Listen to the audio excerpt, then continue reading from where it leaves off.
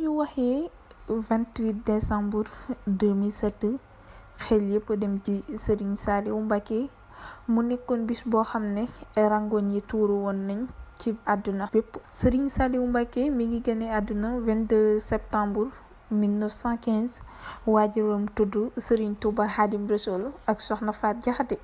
Serigne Saliou Mbacké nekkoon ku ñu ràññee lool ci yërmande, ci fonk diine, ci bëgg xale. Waxoon na ne képp ku dul suñu borom ëpp ma yërmande ci jaamam yi. Serigne Saliou Mbacké mi ngi woon ci daara yi, Serigne Saliou Mbacké mi ngi woon ci hôpital yi, Serigne Saliou Mbacké mi ngi woon ci forage yi, ba yaataloon na kër Serigne Touba yi ba mu mat 28. Serigne Saliou Mbacké mi ngi sanc Xelkom 1993 mu nekk 15 daara.